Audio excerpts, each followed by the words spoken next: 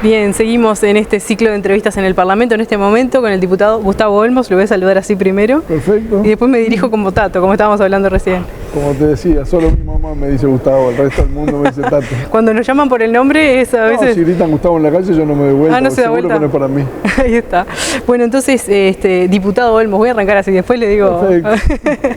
Hablemos de la rendición de cuentas. ¿Qué evaluación, qué lectura han hecho hasta el momento? Bueno, estamos en las últimas horas para empezar a votar. En realidad es una rendición de cuentas que...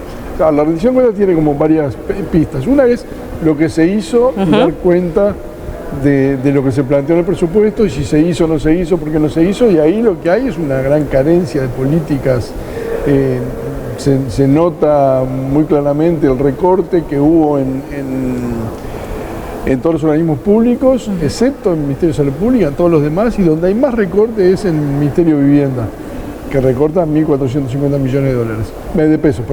Hay otro grupo de cosas que es propuestas de cambios hacia adelante, que son ajustes al presupuesto, y ahí lo que vemos son inmensas debilidades en términos de la pospandemia, de políticas que permitan reactivar la economía, que permitan generar empleo, que den solución a problemas que se han generado en salud, en educación, en vivienda, en trabajo, y prácticamente no hay nada. Lo que hay son mayoritariamente como expresiones de deseo, como declaraciones de intenciones, pero no respaldadas con un plan concreto, con metas medibles y en plazos que sean de vuelta constatables, para ver si se cumplieron o no se cumplieron. Claro, ante esas propuestas que encuentras sin fundamento, es así, como sin un desarrollo.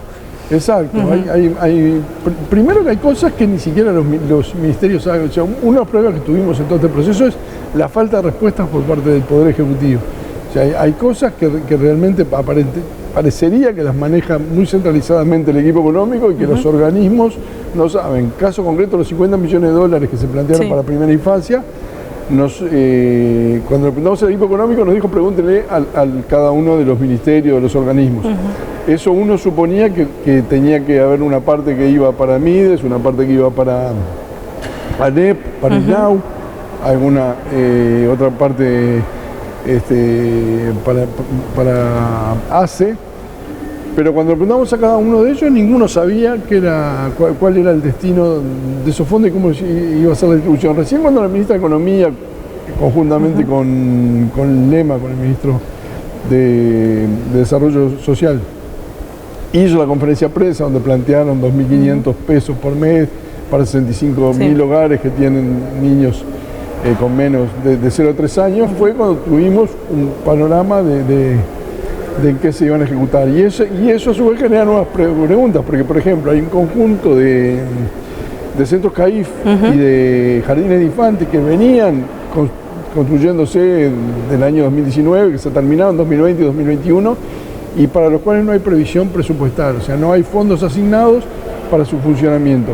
En algunos casos son sustitución de locales, entonces uno puede decir, bueno, ahí saco los docentes, el equipamiento y los materiales y los llevo a otro lado y sigo funcionando, tengo una mejor edilicia, pero en otros son nuevos y entonces ahí hay que prever fondos para equiparlos, para que funcionen, para que contratar los docentes y nada de eso está. Nosotros creíamos que iba a estar en los 50 millones y es parte de la indefinición que tenemos ahora, cómo se van a sustentar. Lo mismo pasa en ACE, hay 130.000 usuarios nuevos entre marzo de 2020 y marzo de 2021.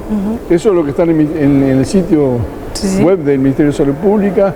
Cuando vinieron las autoridades de ACE dijeron que no era así porque había errores en ese cálculo, pero no supieron decirnos cuántos eran los nuevos usuarios y no hay fondos adicionales. Entonces uno dice, lo que va a pasar es que con el mismo dinero tienen que atender a más gente. Eso es la única forma de hacerlo, degradando calidad asistencial, porque los ahorros que pueden hacerse están muy bien, pero no explican, no permiten hacer una mejora de gestión y absorber esa cantidad nueva de usuarios. Claro, y ahora en este escenario, ¿no?, que usted está narrando y en esta situación, ¿qué se necesita? ¿Dónde habría que poner el foco? ¿Cuáles serían las propuestas como para decir, empecemos por aquí para poder salir adelante? Nosotros vemos que primero que hay que ser más agresivo en políticas de empleo, ahí hay muy poca cosa, hay una partida de 350 millones de pesos, que si yo lo digo así parece mucha plata, pero en realidad el plan de jornales solidarios, que eran 15.000 personas que recibían durante 6 meses 12.500 pesos, en realidad reciben menos, 10.625 porque el resto son aportes. Eso salió el triple de lo que está planteado para el año 2022. Y además, si hubiéramos querido darle respuesta a los 220.000 que se anotaron, hubiéramos presentado 50 veces más recursos que los que están asignados para una solución que te repito, de 6 meses, 12.500 pesos, no le soluciona la vida a nadie. También otra cosa que propusimos es adelantar obra pública. O sea, el gobierno tiene planificado un conjunto de obras durante el año. Si yo las adelanto, durante el periodo, digamos, ¿no? Si yo las adelanto, en realidad el déficit del periodo es el mismo, pero tengo reactivación un elemento de reactivación de la economía en el corto plazo. Claro. Eso no está planteado. El recorte en vivienda que te decía, 1.450 millones de pesos, eso no tiene más fundamento que el recorte. O sea, ahí no se puede decir que el gobierno está ahorrando, que está siendo más eficiente. Lo que está haciendo es construyendo menos vivienda. En la construcción es un rubro de la actividad económica que es altamente demandable, mano de obra. Entonces, claro, ejecutar todos los fondos sería una medida que debería tomar. Incluso no se ejecutan violando la ley, porque la ley del Fondo Nacional de Vivienda establece una forma de ajuste y por decreto le aplicaron una rebaja del 85%. Por el ordenamiento jurídico, un decreto no puede modificar una ley, sin embargo lo hicieron y ejecutaron mucho menos.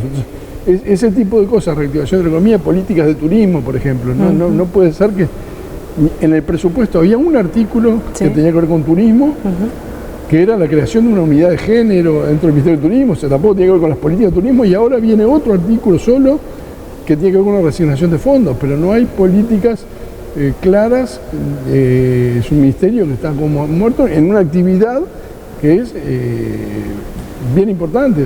O sea, son como 100.000 puestos de trabajo, es como el 8% del Producto Bruto del país, y no hay iniciativas para cómo reactivar eso, cosas como promoción del turismo social, que no es solo tercera edad, porque muchas veces el ministro nos ha dicho, no, lo que pasa es que eso es para adultos mayores y en realidad por la pandemia no pueden, no, pero es para adultos mayores, pero también había turismo social para quinceañeras, para empleadas domésticas, para gente del interior que venía a conocer Montevideo, había muchos otros planes y hay que inventar otros.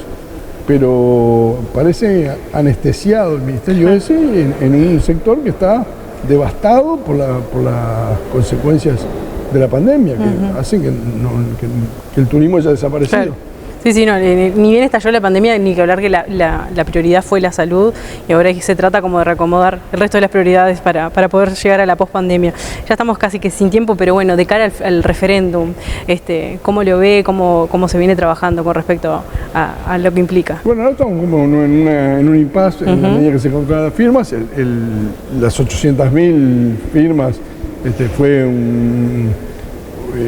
una cifra impresionante que ni el más optimista de quienes impulsábamos el referéndum pensábamos de alcanzar en esa cantidad, y ahora estamos en un trabajo de organizar el debate, de formar a compañeras y a compañeros en todo el país en cuáles son los 135 artículos, en qué impactan y cómo muchos de ellos, los efectos de muchos de ellos ya se ven en la realidad. Por ejemplo, claramente lo que tiene que ver con los combustibles, o sea, el Poder Ejecutivo está haciendo una interpretación de algunos artículos que están entre los que están propuestos para ser derogados, que está implicando aumentos mensuales de los combustibles a un ritmo mucho mayor que el de la inflación y que del ingreso de los trabajadores, con lo cual es pérdida de poder adquisitivo o es deterioro de las condiciones de vida de la inmensa mayoría de la población. Diputado Gustavo Olmos, Tato Olmos, dije, gracias por sus minutos Por favor. en esta charla, seguiremos conversando. Un gusto y a las órdenes. Muchas gracias. Chao, chao, gracias a ustedes.